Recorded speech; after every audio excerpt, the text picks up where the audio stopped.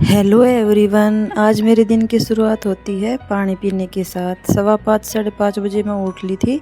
उसके बाद मैं फ्रेश अप होके आई और फिर मैंने पानी पिया गुनगुना करके। फिर मैंने सब्जी काट ली थी, सब्जी छोकी, क्योंकि बच्चों का टिफ़िन लंच तैयार करना था ना, इसलिए। सुबह सुबह इतनी भाग दौड़ रहती है गाइस, बच्चे स्कूल नहीं चले जाते जब तक।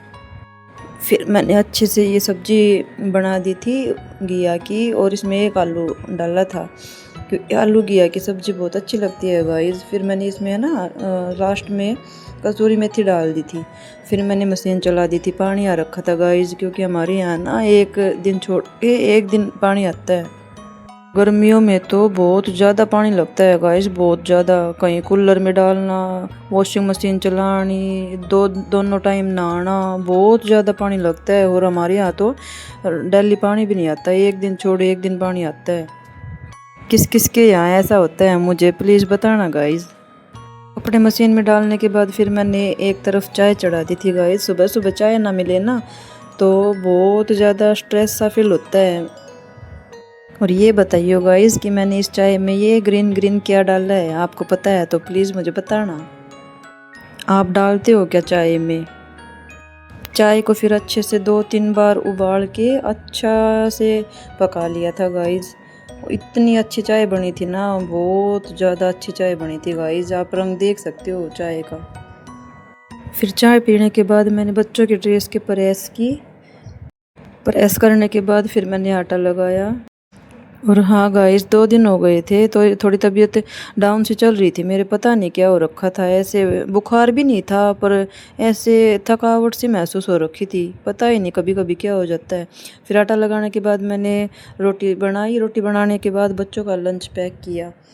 बच्चों के जाने के बाद फिर मैंने झाड़ू लगाई थी गाइस। सीधे हमारे रूम में धूप आती है।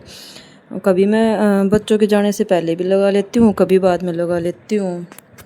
फिर मैंने झाड़ू निकालने के बाद फिर मैंने बर्तन साफ़ किए बहुत ज़्यादा। और हाँ गाइस, मैंने है ना कल ये सोचा था कि मैथ में अभी नहीं करूँ। पहले मैं 4 सब्जेक्ट स्ट्रॉन्ग करूँगी, हरियाणा जीके, हिंदी, इंग्लिश और रीजनिंग। और फिर जो टाइम बचेगा ना फिर मैं मैथ और इंडिया जीके और करंट अफेयर ये तीनों साथ लेके चलूँगी, क्योंकि मैथ में 3-4 घंटे बिना तो प्रैक्टिस होती नहीं।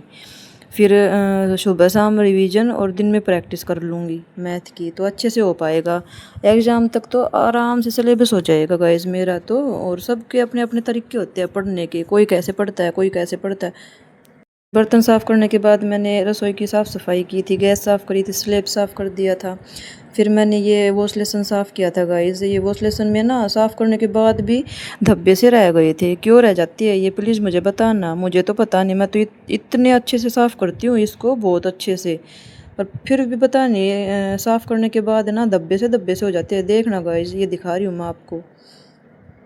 फिर ये साफ़ करने के बाद फिर मैंने पोछा लगाया था। मैं सारा काम करने के बाद पोछा लगाती हूँ गाइस, क्योंकि पहले पोछा लगाने के बाद रूम में पता नहीं कितनी बार आना जाना पड़ता है। फिर पोछा लगाने के बाद मैं सीधे नहाने चली गई थी गाइस।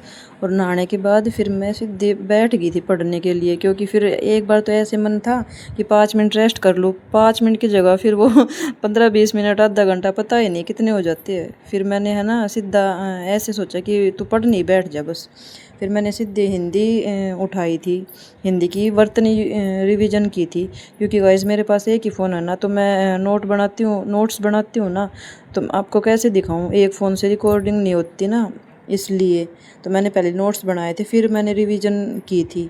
फिर हिंदी की रिवीजन करने के बाद फिर मैंने हरियाणा जीके के 3 जिले पढ़े थे।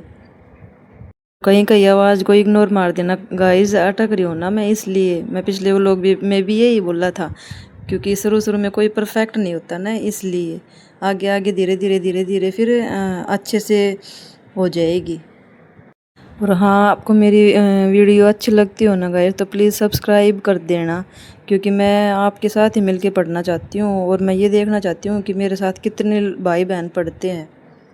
वो बात तो अधूरी रहेगी ना गाइस कि तरीके तो अपने अपने होते हैं। कोई 2 घंटे पढ़ना चाहता है, कोई 4 घंटे पढ़ सकता है, कोई 6 घंटे पढ़ सकता है, कोई 2 सब्जेक्ट लेके चलता है, कोई 4 लेके चलता है, कोई 6 लेके चलता है।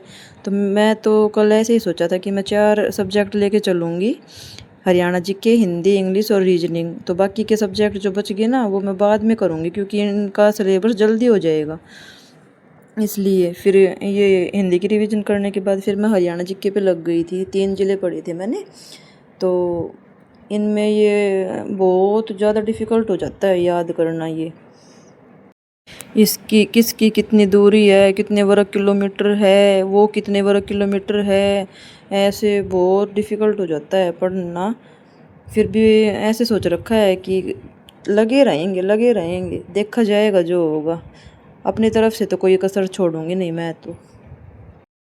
जिस भैया की मैंने टारगेट ले रखी है ना गाइज, तो उसकी पीडीएफ की प्रिंट आउट मैंने निकलवा नहीं रखी, वो निकलवाऊंगी फिर मैं आपको दिखाया करूँगी रिकॉर्डर करके। तो अभी तो मेरे फ़ोन में ही है वो, तो मैं एक फ़ोन से कैसे क्या करूँ, ये दिक्कत हो रखी है। नहीं तो मैं रीजनिंग की प्रैक्टिस करती हूँ ना, तो फ़ोन में देख के उसकी उस भैया की पीडीएफ खोल के तभी प्रैक्टिस करनी पड़ती है। और इंग्लिश की सब्जेक्ट वर्ब एग्रीमेंट की मैंने प्रैक्टिस कर ली थी गाइस अच्छे से, कॉन्सेप्ट समझ के। रानी मैम से समझा था मैंने उसका कॉन्सेप्ट, तो अच्छे से वो कर ली थी मैंने। फिर ये रीजनिंग का 5सा चैप्टर आ गया था, तो मैंने इसका बेसिक कॉन्सेप्ट लिख रखा था, नोट डाउन कर रखा।